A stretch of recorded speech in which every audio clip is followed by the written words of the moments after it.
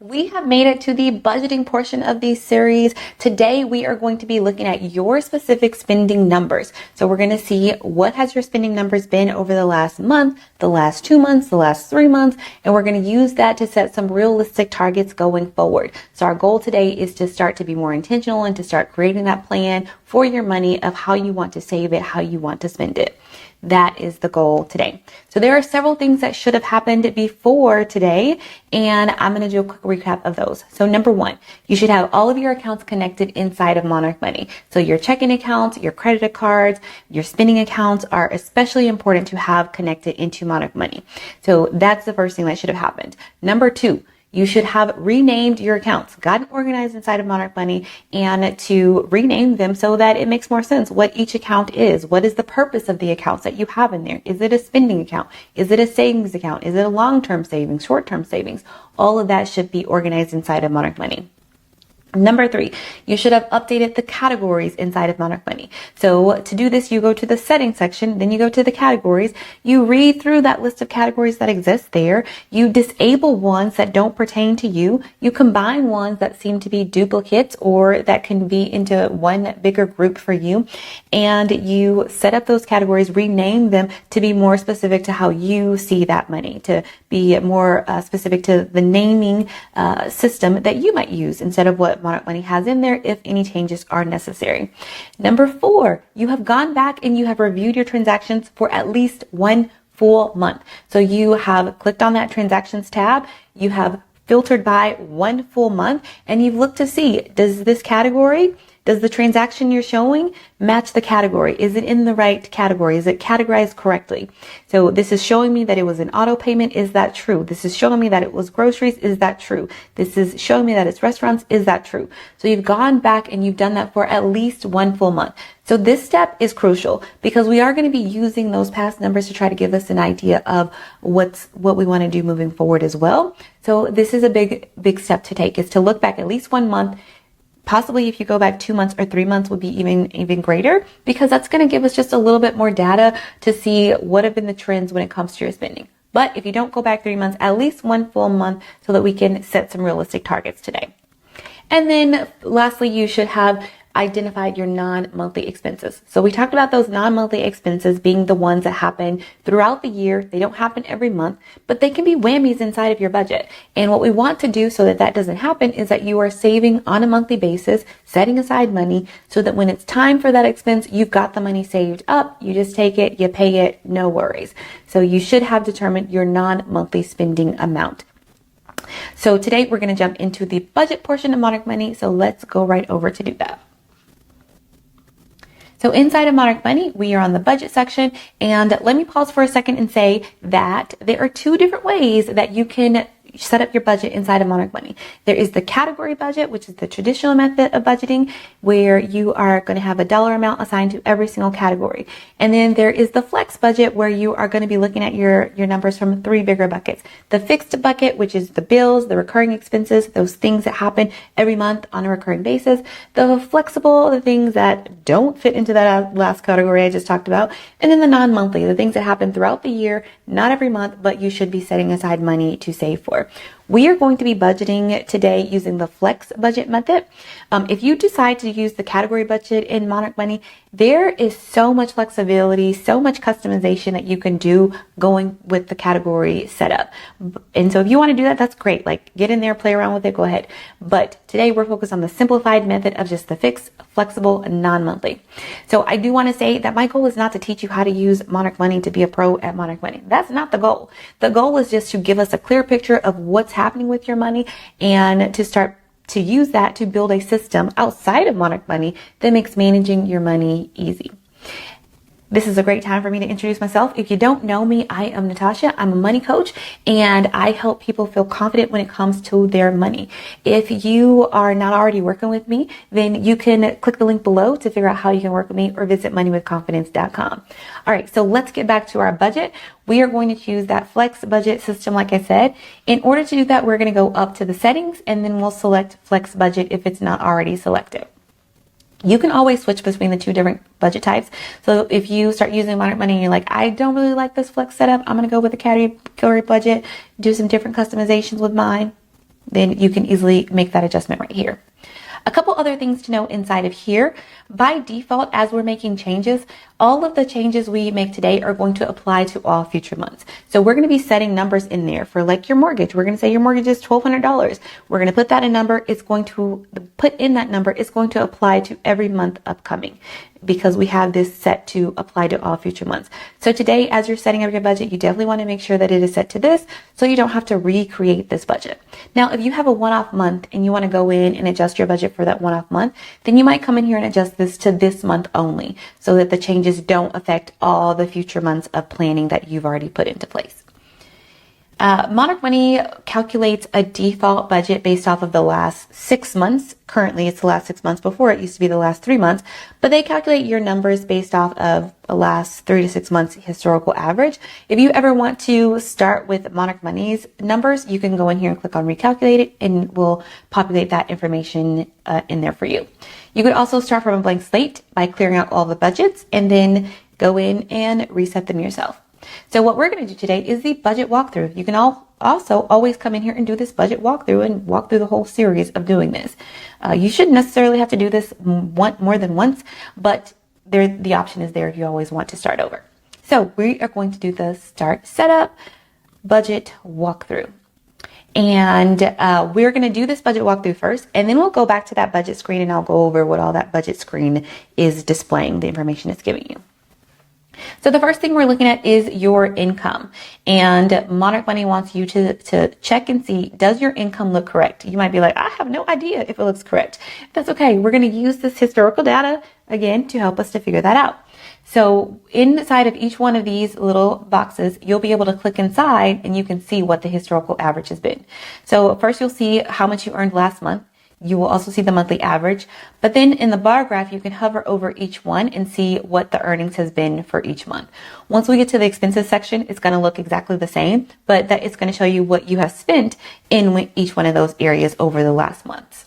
So it looks like Melanie's income is pretty set at about that $10,000 per month amount. And so that's what I'm going to put here.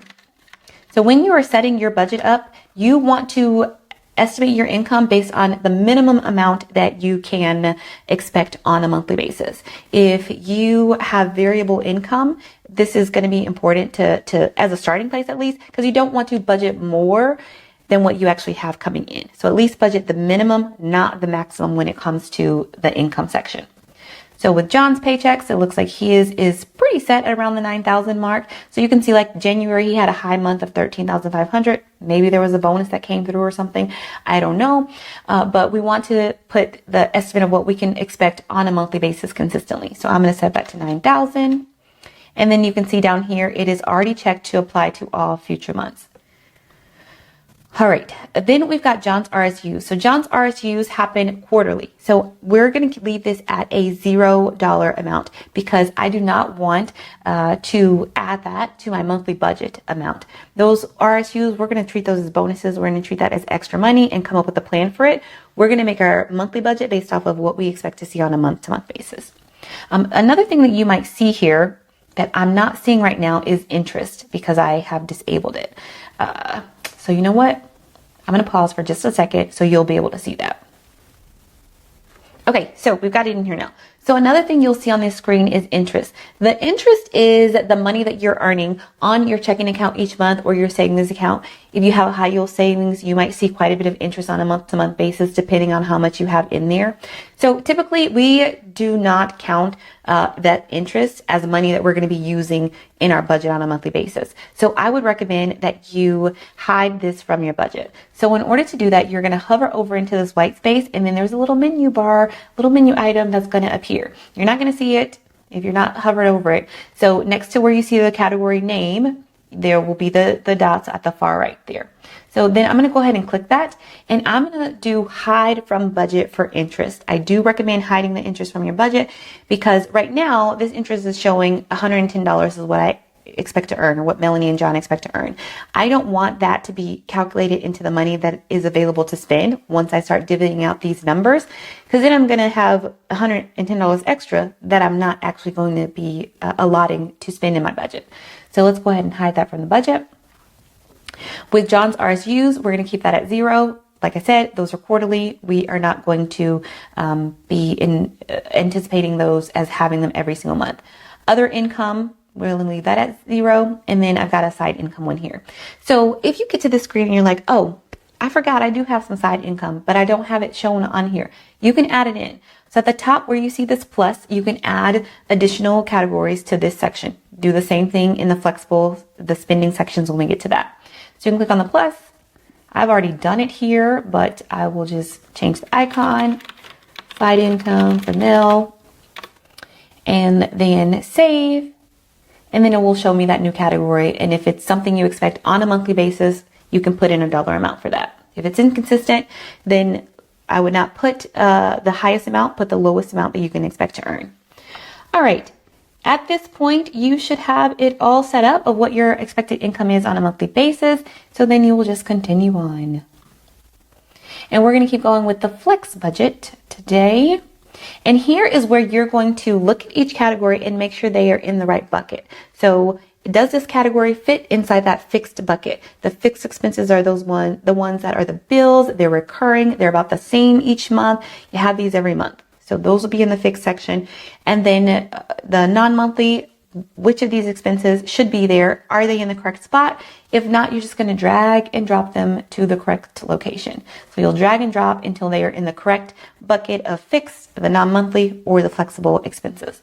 So I am going to just change this up because I think I dragged some stuff that shouldn't be here. Home improvement, subscriptions. Here we go. Non-monthly insurance. We're going to move that down there. Travel and vacation. Perfect. So essentially you are just going to look through yours.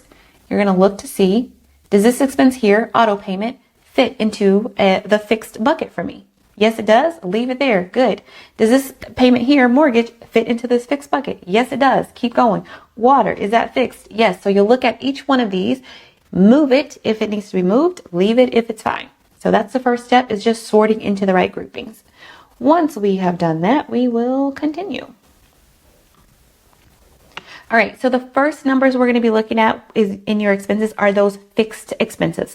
So we're looking at the things that happen every single month, the bills that happen every single month, and we will be assigning a dollar amount for each one of these because we want to get that overall number of how much money do you need on a monthly basis to cover all of your bills. So if something happens, this is what's going to help us to determine a baseline emergency amount. But how much do you need to cover all of those bills that you have recurring on a monthly basis? So in order to do that, you can click within each one of these line items and look back at the monthly average to see what number is a realistic target that should be here. So I know that I've gone back and done the last 2 months transactions, which are showing me auto payment is $12.95. So I'm going to update this from what Monarch Money has automatically put in here to the $12.95. Because again, they're showing me an average or some amount based off of the last 6 months. I want to do based off of what I know is actually true. And I know that it's going to be $12.95 going forward. And then mortgage. So you'll put that in and you'll just review each one of these expenses, making sure that they are accurate. You can use the look back at the graph to see, especially if you've got those transactions categorized correctly. You can use that to see what the numbers have been to set realistic targets here. When it comes to things like water, electricity, that may vary from month to month, then you might hover over to see what's been going on. Okay, we've got some low months, we've got some high months.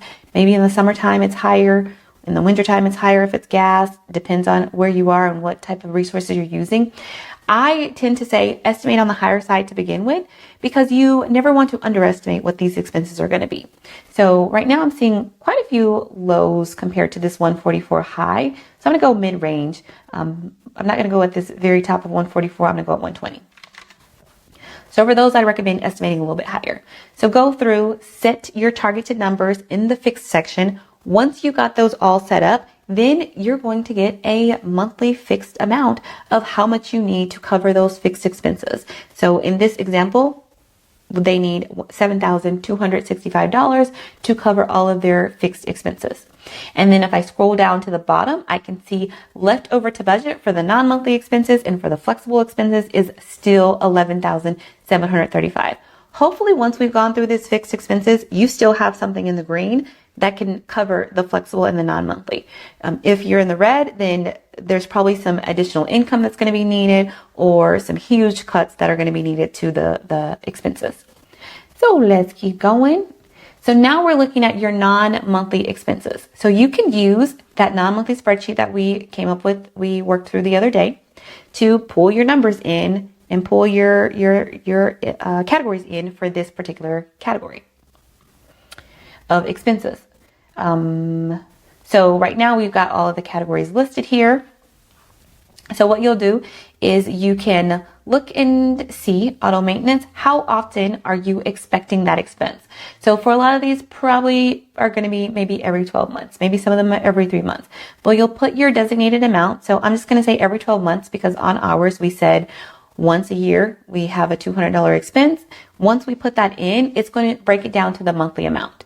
So if I change this just to show you, because this was already set up, let's say it was actually 500, then it's going to break this down to the monthly amount we need to save every month in order to have $500 every 12 months in there. So you'll put in your amount and then it will auto calculate it based on that. Let's say that for some things it's every 3 months. Maybe you've got HOA as a non-monthly expense here and that happens every 3 months for you. So you might change this to every 3 months, put in your dollar amount that you're targeting to have every 3 months. So every 3 months is going to be $350. So then every 3 months, so every month rather, it's $117 for this particular line item of HOA. I know mine says home improvement. I'm just going with an example. So you can set it up by like that. In many cases, you might just want to put it on a 12-month rolling basis. You can put it on whatever number of months makes sense for you.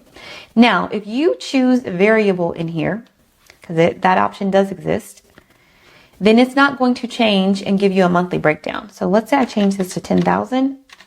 It doesn't matter. It's not going to put a monthly budget here. So if you want it to help you calculate a monthly number, then you would need to put in a numbered month in here. If not, you can put variable because you should have your monthly numbers already over here. You can come back to the spreadsheet and get your monthly number and put it there. But that's just something to be aware of if you do put a variable expense here. So you will add your non-monthly expenses here.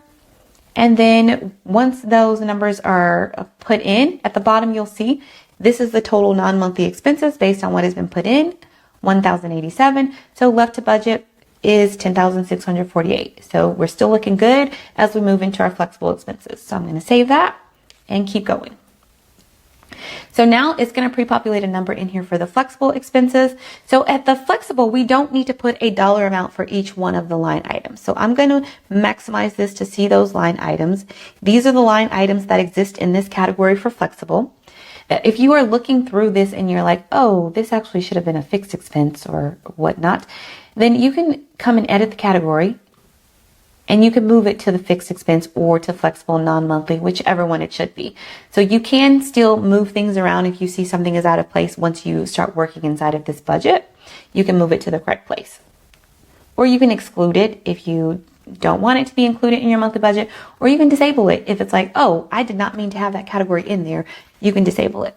Now, if you are disabling something and it has transactions, remember, you will need to reassign them. So in this case, it's gas. I'm not going to disable this one, but if I were disabling it, I would need to think about where do I want all of those old transactions to go, and then you can disable it. So that is something you can do if necessary. At this point, you probably don't need to do that, but that's how you do it if needed. So here, you do not need to set a specific number on each one of these. You just need a number here. So looking back at what we had left to budget, it was about 8,000. So based off of the flex number that was input, I think it's 4,000 something. There's still over 5,000 left that can be going into this flexible budget. So I can take this up to, I'm going to say 9,000. And then I can see that I still have 575 left over. So I'll put all of this 9,575 here for now. But if I wanted to increase savings, I can do that, or whatever this money need to go to. A lot of times people will get to this point and they will not have anything left in the green, or it'll be showing red. And so this is when you're going to have to start looking at those numbers to making some adjustments to your spending and getting familiar with what's going on with your spending. So I'm going to set a flexible amount there. That's going to cover everything that you have in these flexible expenses. And I talked about how this setup can work, but for now, we're not talking about that. We're just looking at the numbers.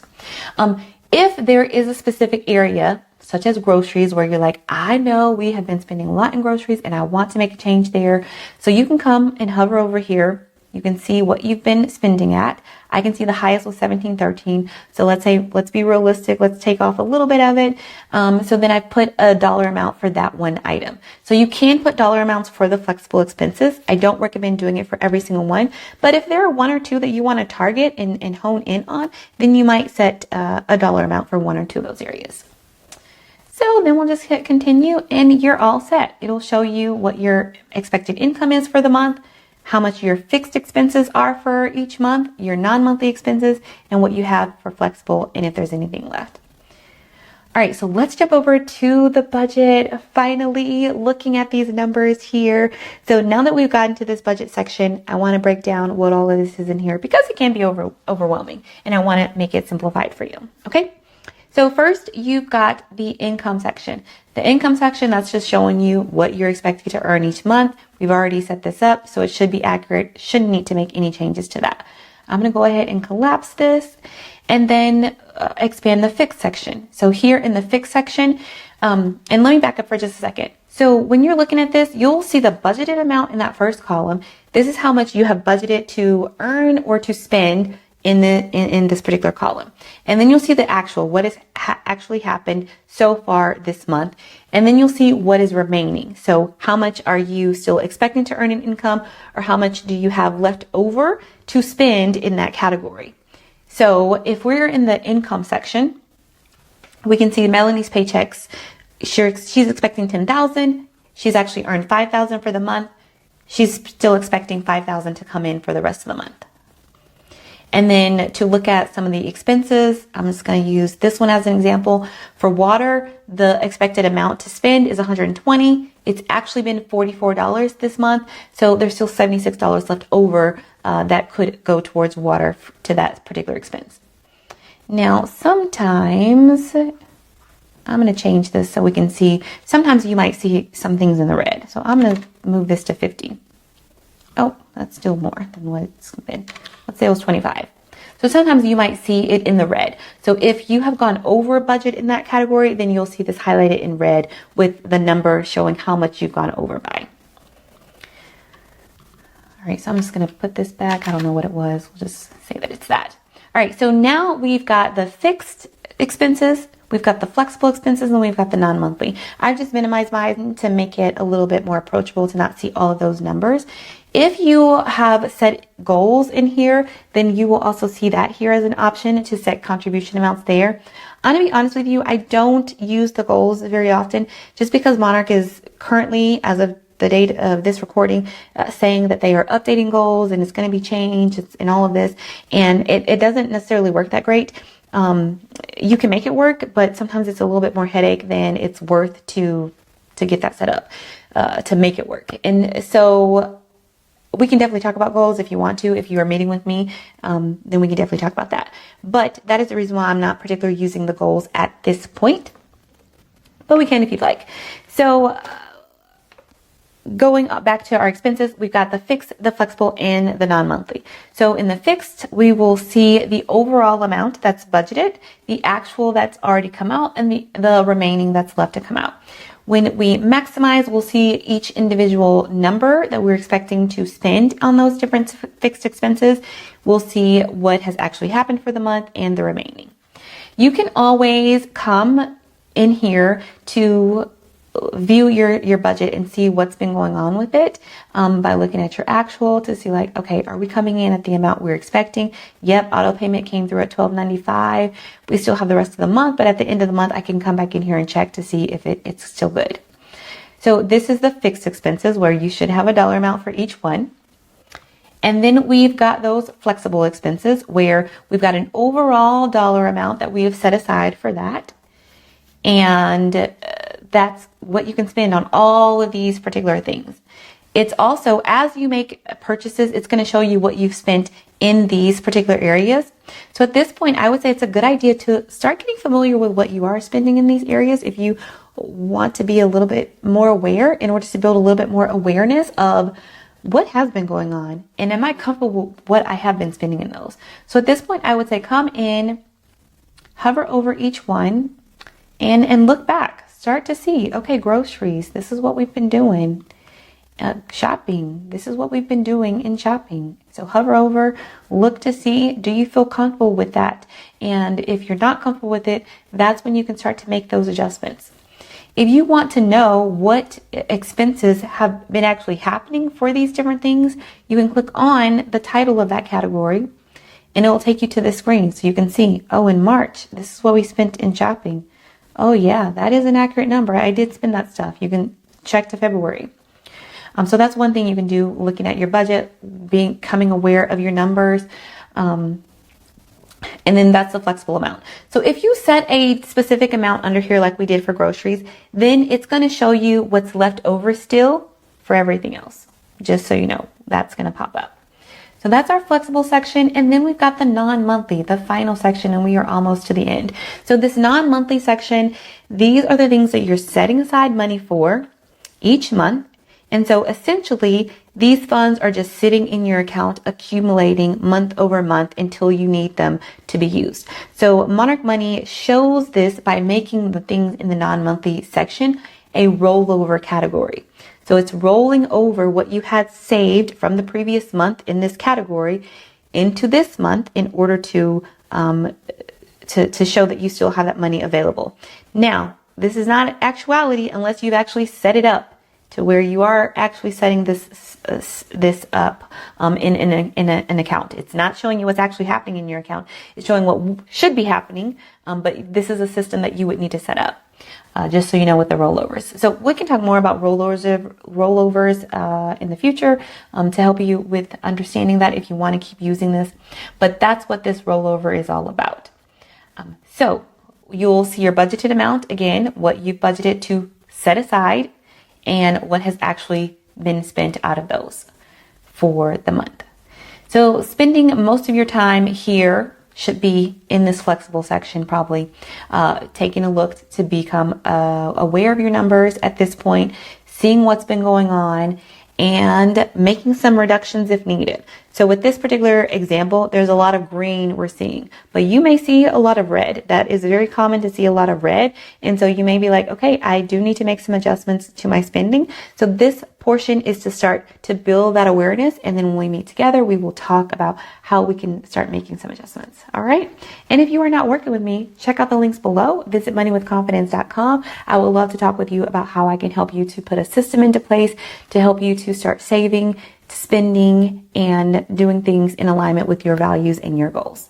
All right, so that's it for this video. Hopefully this will help you get set it up with the budget, and then we'll come back and talk more later. See you next time.